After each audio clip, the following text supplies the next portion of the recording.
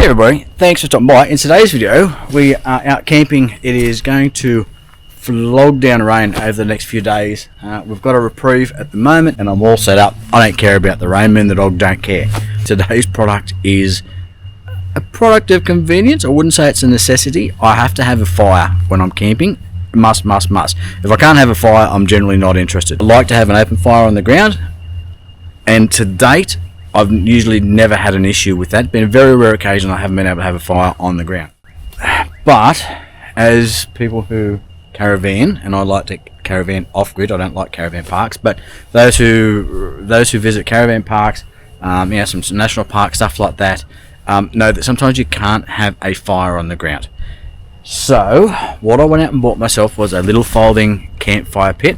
If you remember back in the day, I had one sent to me and I can't remember who it was, but it was just one of those V type ones. I've been eyeing off even just the simple basic Kings ones, you know, the 4-way whatever plate on the top. I think this brand's Biggerfire, I think it is. Not much information on them on YouTube as far as reviews go. They had really good reviews on Amazon, so that's what we're going to look at today. We're going to look at the Biggerfire, I don't know the model number, the Biggerfire folding camping pit.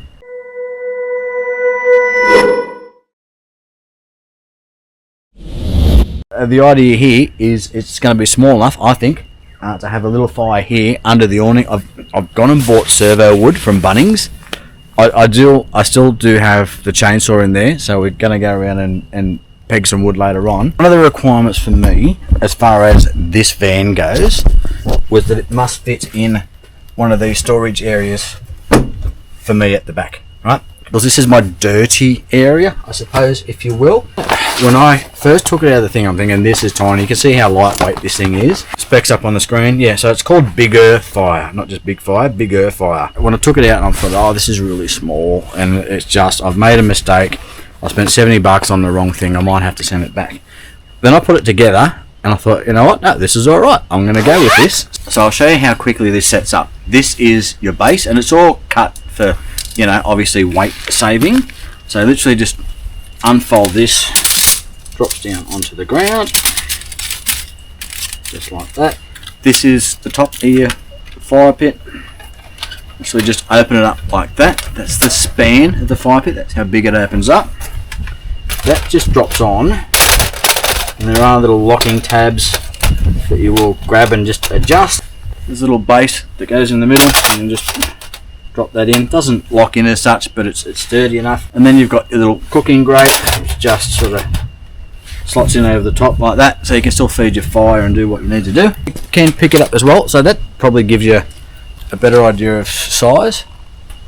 That's about how big it is. Not real big at all.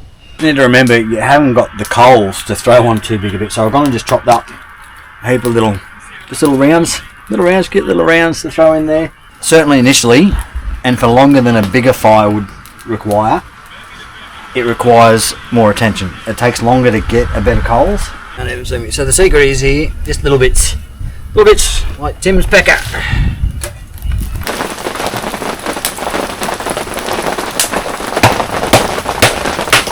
It is solid enough that you can throw a, you know, decent length of timber on it. Don't get me wrong, look, that doesn't need to be there. It's just all wet, and I want to dry it out. And your Bunnings bought timber, servo timber, fits as well. That's a winner, Timothy, under that awning. Yeah, it's because it's nice and small being under there. Yep. Yeah, good size for being under there. Hasn't damaged the canvas at all. Anyway, this is what it is. I like it, Mumpy. I like it. What say you, Mumpy? Mumpy says, yay! Yeah, mate. So the question is it big enough? Do I need to get a bigger one? Or is it a good size? For under here, no.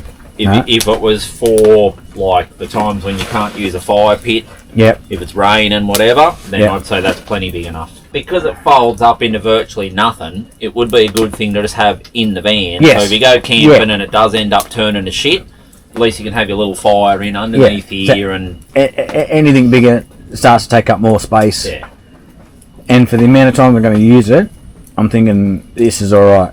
Wind wasn't blowing all that away, I could happily sit here and look at a fire that big and just... Yeah. when it's something that size or nothing, because old mate over here is cold. Look at him, pair of them. You think it was snowing? It is. Close. When you've got soft friends, you need things like this. Yeah.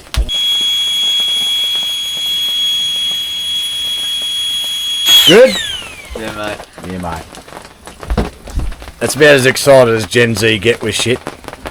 I have found, having to work with wet wood all weekend, that because of the shape of it, you can grab your damp stuff and you can sort of tuck it in up under there like that, and that helps dry out your wood. That bed of coals is going good now, so we can just sit back and enjoy the smoke.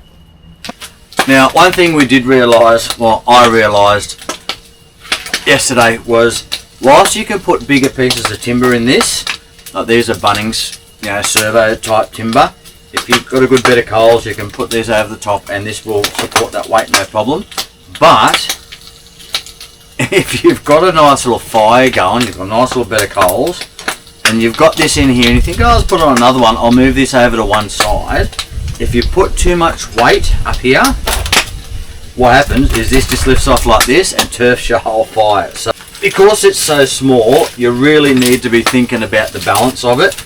You can put larger pieces of timber in here for sure, but you most certainly need to consider where that weight is. The other thing you've got to remember is to not lose this when you throw out your coals. So if you're at the end of a camp and you're going to throw out your coals, don't lose your little base. I know the kettle obviously successfully boils, but what I'm doing is just moving some of this around so I can get more coals under here.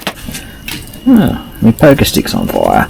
I'm going to cook a steak, but I've not long had breakfast, so I'm going to throw that on there. Probably should have done this before I threw it on, but I wasn't set up. A little bit of allspice.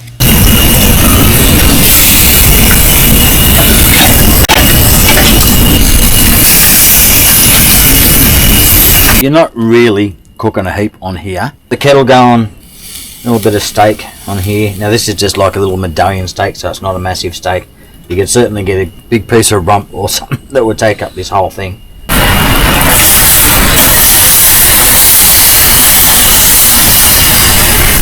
I really should throw a sausage on for the dog. So the proof is in the pudding, as they say. So a bit of the old favourite, added barbecue sauce. You don't put sauce in the fridge. Ongoing argument with a friend. Wind and rain, here it comes. Alright, anyway. Just the way I like it. A little bit of colour still in the middle. You can see a little bit of colour in the middle there.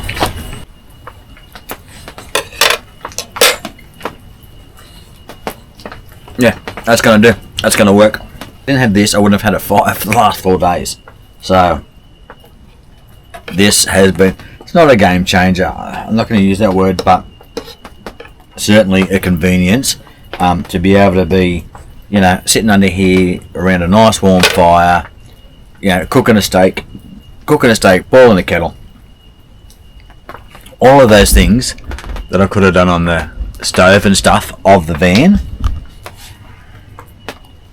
But let's face it, this is the way to get around in it. Let's wrap this one up. As you can probably tell from the length of the beard, it has now been about 5 months since I started doing this last review, did that camp, etc. I've been using the fire pit. It's probably been used maybe 20 odd times. Like I'm talking individual nights, just bug around with it at home, taking it on camp, all that sort of stuff. And I just wanted to show you how it's faring as far as condition goes, because I think that's important. It is showing some signs of rust. It's hard to tell whether it's colouring or rust. I think it may just be colouring from the timber. But you can see inside there, that's quite discoloured from obviously all the heat and the timber going through it. At this stage I'm saying that it's holding up, but I mean look, you can see around the hinges here, that looks like rust there, looks like rust there. Here where the cutouts are, looks like there's rust around it. Certainly does appear to be rusting a little bit on the inside. It doesn't seem to be affecting structurally one way or the other. The base is handling it much better and still looks much cleaner. Doesn't appear to be any rust on this at all, but the base is certainly holding up just that little bit better as far as looks and condition. Again, I've managed to not lose this. I have thrown it out with my ash a number of times. The grate is holding up well. Just with this, what I've been doing is just folding this up and just chucking this in the middle here like this, and then that way it's in there and I can't lose it. It stays in the middle for when I throw it in the bag. The bag being reasonably sized compared to the fire pit, I can also fit a pair of gloves in there as well, and you probably fit a few other things in there, but that's realistically all I need. For the size of it, for the lightweight, it's so compact, just be able to throw it in the van and forget that it's even there until you need it. Still like my ground fires at every opportunity. I'm going to have a nice big ground fire. Anyway, overall, it's been a positive experience with it. My only slight concern is how long it's going to last. I think probably a couple of years might do me, or I might need to start looking at something else. But anyway, at this stage, I'm happy with it. Does what it needs to do. Thanks very much for stopping by. I'll catch you on the next one. Cheers.